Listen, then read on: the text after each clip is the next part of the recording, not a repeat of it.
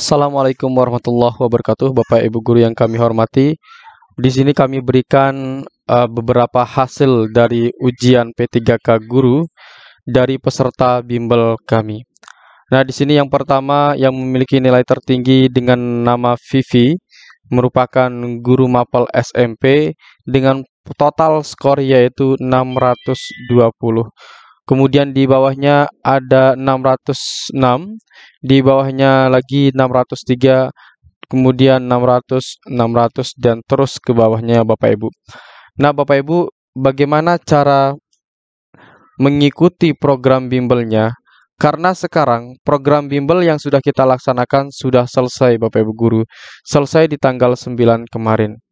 Nah, oleh sebab itu Bapak Ibu, sekarang kita mengadakan program bimbel untuk Bapak Ibu guru yang khusus P2 dan P3. Tetapi nanti kita akan hanya berikan video rekaman bimbelnya, begitu juga 10 tryout atau mini tryoutnya, ada 3 tryout, ebook dan juga 15 video rekaman bimbel dan arahan dari tentor serta masuk grup eksklusif nanti.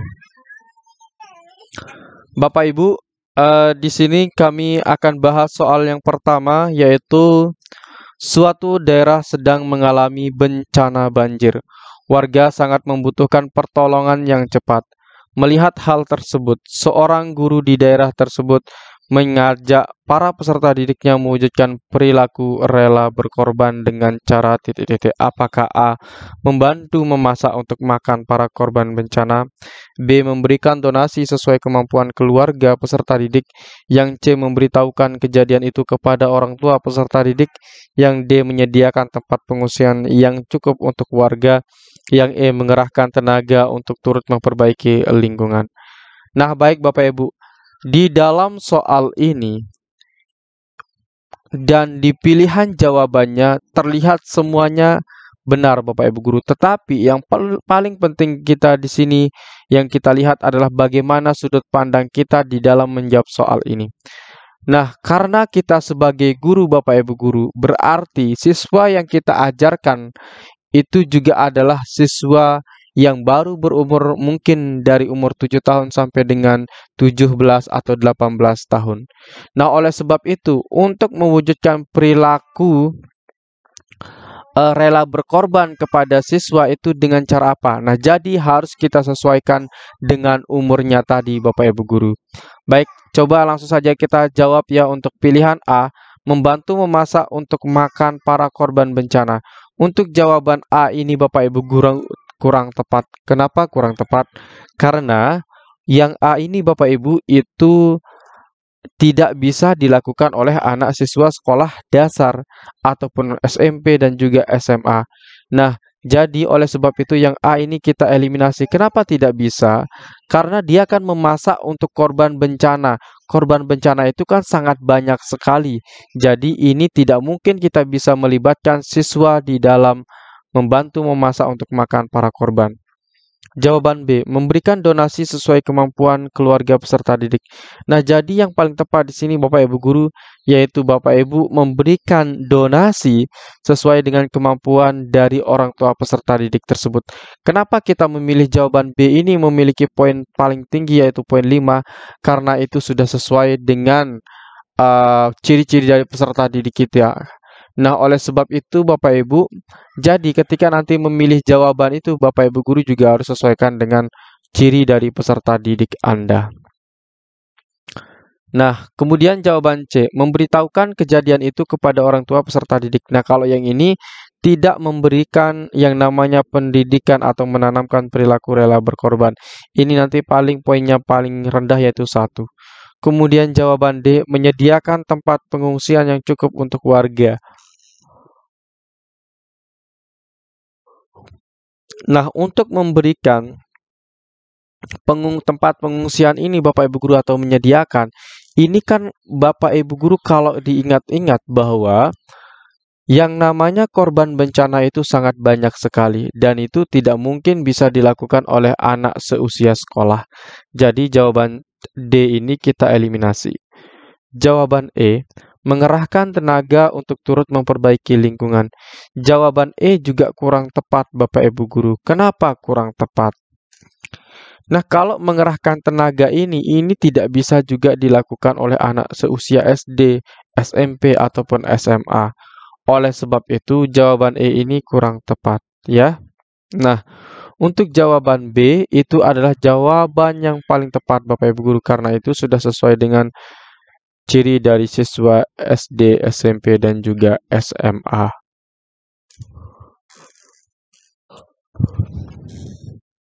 Baik Bapak Ibu, di sini merupakan testimoni hasil ujian P3K. Ini bukan pada tanggal 11 ya, tetapi dari tanggal 11 sampai dengan tanggal 19. Pertama di sini ada Bu Christine Ayu, dia mendapatkan skor 606, mendapatkan ranking 3, cuma terpaut 2 poin dari ranking 1 yang skornya 608. Nah, di sini dia menyatakan saya sudah puas dengan hasilnya. Terima kasih atas bimbingannya, semoga berkah selalu. Kemudian di sini ada Bapak atau Ibu Diantoro Ahmad dengan skor 599. Dia mengucapkan terima kasih, alhamdulillah dapat skor 599. Dan kebetulan ranking 1 untuk sesi 1 hari ini. Baik Bapak Ibu, kita akan lanjutkan ke soal berikutnya. Hasil penelitian di sekolah menunjukkan kebanyakan siswa mengabaikan tugas sekolah. Strategi apakah yang dapat dilakukan guru untuk mengatasi hal tersebut? Apakah A. Mengeksplorasi faktor-faktor yang memicu prokrastinasi? Yang B. Menyiapkan tempat konsultasi bagi siswa? Yang C. Mengembangkan pelatihan kedisiplinan bagi siswa? Yang D. Mengkonsultasikan masalah siswa kepada orang tua? Yang E. Mengeksplorasi kebiasaan non-akademik siswa? Nah, untuk soal ini Bapak Ibu Guru, karena di dalam situasinya itu merupakan hasil penelitian, maka bagaimana kita menindak hasil penelitian tersebut? Nah, di sini dinyatakan mengabaikan tugas sekolah. Nah, mengabaikan tugas sekolah itu atau yang disebut dengan procrastination dengan artian yaitu sikap disiplinnya kurang ya, kurang disiplin. Nah, kalau dia kurang disiplin Bapak Ibu Guru, apa yang bisa kita berikan kepada siswa agar mereka nanti bisa disiplin? Apakah A. Mengeksplorasi faktor-faktor yang memicu prokrastinasi? Kalau yang A ini, karena di dalam soal itu sudah dalam bentuk hasil penelitian, maka yang A ini langsung kita eliminasi ya. Karena di sini mengeksplorasi, mencari apakah benar atau tidak. Padahal itu merupakan hasil penelitian, maka itu tinggal kita perbaiki saja Bapak Ibu Guru dari sikap siswa tersebut. Kemudian jawaban B, menyiapkan tempat konsultasi bagi siswa ini juga kurang tepat. Nah, ini bukan merupakan tindakan langsung yang bisa diberikan kepada siswa, maka jawaban B ini kurang tepat ya. Karena kalau hanya menyiapkan tempat konsultasi, maka siswa sendiri yang akan berkunjung ke tempat kita dan tanpa kita berkunjung kepada dia. Seharusnya kita yang harus menyelesaikan permasalahan ini Bapak Ibu Guru ya. Jadi nanti pilihlah jawaban yang bertindak langsungnya Bapak Ibu Guru. Kemudian jawaban C, mengembangkan pelatihan kedisiplinan bagi siswa. Nah, ini lebih cocok Bapak Ibu Guru yaitu mengembangkan disiplin bagi seluruh siswa. Kenapa kedisiplinan? Karena yang ada di dalam soal adalah siswa tidak atau siswa mengabaikan tugasnya, maka kita harus tangani dengan mengembangkan pelatihan kedisiplinan bagi siswa. Yang D, yang E juga itu salah ya, maka jawaban D dan E itu salah.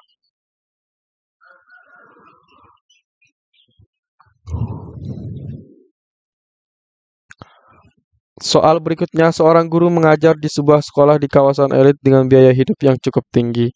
Dengan gaji standar pegawai, beliau harus pandai-pandai mengelola keuangan agar bisa tercukupi kebutuhan keluarganya. Ketika masa pengisian nilai rapor, ada orang tua peserta didik yang berkunjung ke rumahnya dengan membawa bingkisan dengan harapan anaknya naik kelas. Sikap yang diambil adalah A. Mengalihkan pembicaraan dengan tema lainnya. B. Menyambut kedatangan orang tua peserta didik. Yang C. Menolak kunjungannya karena harus segera pergi. Yang D. Menjelaskan kriteria kenaikan kelas dengan jelas. Yang E. Memohon orang tua menyudahi permohonannya. Nah, untuk Bapak Ibu, kami persilahkan Bapak Ibu Guru jawab soal ini di kolom komentar. Apa pertimbangannya Bapak Ibu menjawab soal tersebut? Baik Bapak Ibu, kami menyediakan e-book P3K Guru khusus P2 dan P3. Bapak Ibu guru bisa melakukan pembelian di nomor 081 803 358 023. Untuk e-book ini dilengkapi dengan soal SJT, kemudian manajerial, sosiokultural, dan juga wawancara. Sekian dan terima kasih. Assalamualaikum warahmatullahi wabarakatuh.